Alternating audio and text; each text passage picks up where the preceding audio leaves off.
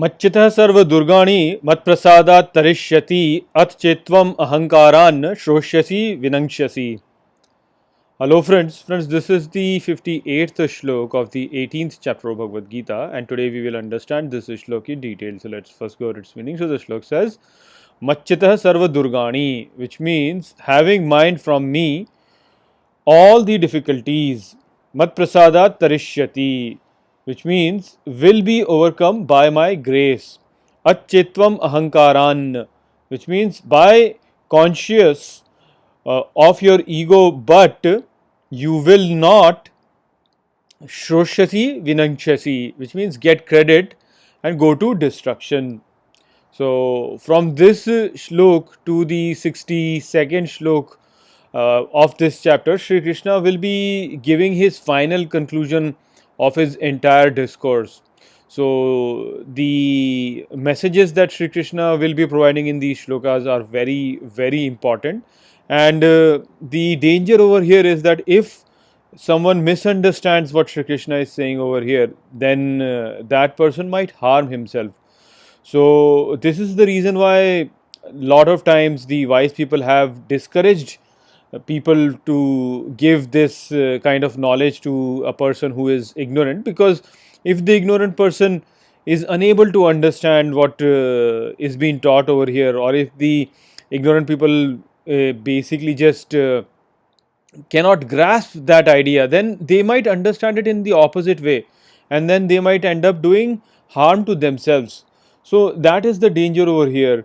So we have to be very, very, very, very cautious in terms of what Sri Krishna is saying over here, because if misunderstood, then it can make us worse than what we are right now. So with that in mind, you should understand what Sri Krishna is going to be telling in the next few shloks. So he starts off over here by telling Arjun that if you will renounce your mind and let me take it over for you, then you will overcome all difficulties by my grace. But if you do not renounce it and let your ego take control of it, then you will not get any credit and you will go to destruction. So over here, the important point is that Sri Krishna is telling that let me take over your mind. Do not bring your ego in between. And this is something which, if misunderstood, can lead to a lot of problems.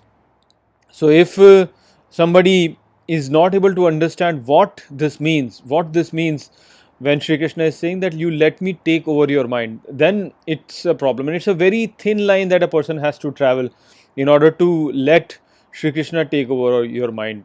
So let's understand this whole idea in detail. We will understand this throughout till shlok 62. We will be understanding this, and there is a lot of confusion regarding this, and a great debate in regards to the free will be addressed over here, that do we have free will or not. So let's start that discourse. So basically, renunciation boils down to the renunciation of the mind. This is something that people don't understand. People think that if I renounce my property, if I renounce my family and just go and live in the forest, then I have renounced. But that is not really the case. The renunciation is basically the renunciation of the mind. And once a person has done the renunciation of the mind, then there is nothing left to renounce. You don't really have to renounce anything else. Just renounce your mind, and that is all that you have to do. So what does this mean by renouncing the mind and letting Sri Krishna take over your mind? So you have to understand it from the idea of the free will, how we act in this world. So when we decide to perform any action, then we think that these actions are basically just coming out of our mind. There are thoughts which are coming up in our mind, and so we then perform an action. But we have to understand that this is not really the case. If you have gone through the whole teaching of Gita till now, it must be quite clear to you that it is not that our consciousness is arising in our mind, but it is our mind which is arising from the consciousness, from the pure consciousness that we understood to be the base of everything. So everything is basically arising from that. What people do the mistake is they think that, oh, this consciousness is arising in my brain through my nervous system, through the synapses and everything. But no, that is wrong understanding. The the the thoughts that are arising in our mind, the consciousness is the base of it.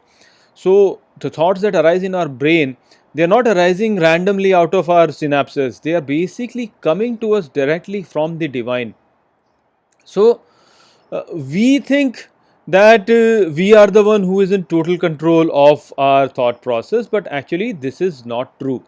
We are not in control of anything over here in this world. We are not in control of anything. Try to understand this. We have to look at the source from where our thoughts are coming, and then we will know how our actions are coming. So we think that, I am in control of my actions and I control my actions, but that is not the case. The thought comes in our mind, and then based on that thought, then we act.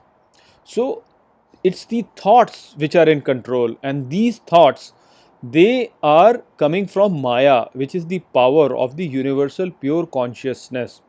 She is the one who is in control of everything over here. So while we basically think that we are in control of everything, but we are just puppets in her hand. We never realize it. But whatever Maya tells us to do, that is what we end up doing.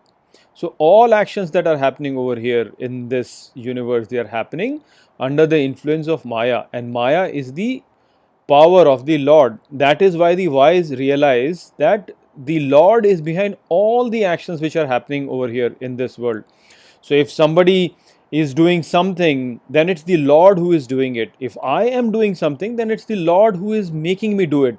But we don't realize it. We think that I am doing it. We think that that person is doing it. If somebody is driving a car, we think that that person is driving the car. But in actuality, it is the divine, it is the Maya which is making him do it. Even he doesn't realize it that the Maya is making me do it.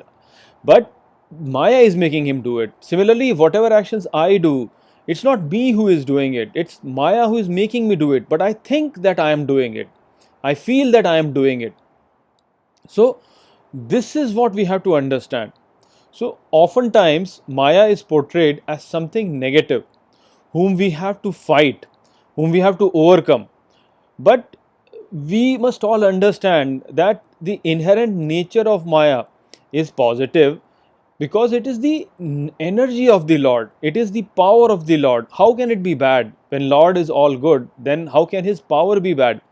It is only perceived to be negative because of our individual bias, because we have not surrendered to the will of the Maya. A foolish person, he tries to fight with Maya and wants to be in control of his mind, while the wise person, he surrenders to Maya and attains the ultimate peace. So it is this surrender, it is this renunciation which is the real renunciation, wherein you accept everything. You accept everything. So this is a very deep idea, and you will not be able to understand it just in this context. But in this shlok, what you have to understand is that it is Maya which is in control of everything. And Maya is not bad, it is not a negative thing, it is a positive thing. It is the power of the Lord, so it has to be positive. It is positive, but it appears to us to be negative because of our limited understanding. We have a very limited understanding of the world, and we are all basically identified with the ego, and we look at this world from the point of view of the ego. Therefore Maya appears to be negative to us, but it is actually not negative.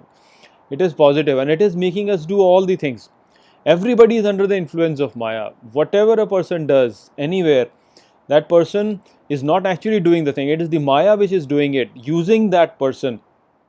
So Shri Krishna is saying over here that if you surrender to this Maya, then you will overcome all difficulties, as my power will be on your side. If on the other hand, you try to fight it, then you will be fighting against me, and you are bound to lose. So we cannot really fight Maya. Maya is making use of us, and we cannot really fight it. All the problems of ours arise because we start fighting with Maya. Maya wants us to do something, and we want to do something else. Lord wants us to do something. Maya is the power of Lord. So Lord wants us to do something, and we end up doing something else. We don't want to do that. That is what is the difficulty. That is what is the problem. All the time, that is the source of our problem. If we can surrender to the Lord, if we can surrender to His power, which is Maya, then all problems will be solved. All problems could be overcome without much effort, because Lord's power is with us at that time. So that is what Sri Krishna is saying over here. And again, it's not complete. The message has not been completed over here. The whole thing will get completed by Shlok 62. And if you don't understand this thing correctly, then it'll be very dangerous for you. So ponder over this. Ponder over this. And if you understand it, then you basically have understood what Sri Krishna is saying. And if you don't understand it, then basically ponder over it. Because if misunderstood, then it will basically be a big problem. So the message of Sri Krishna over here was just this much, and more will be provided later on. We will understand that later on in the next slok. So with that, I'll close this video. I'll see you in the next video. Take care.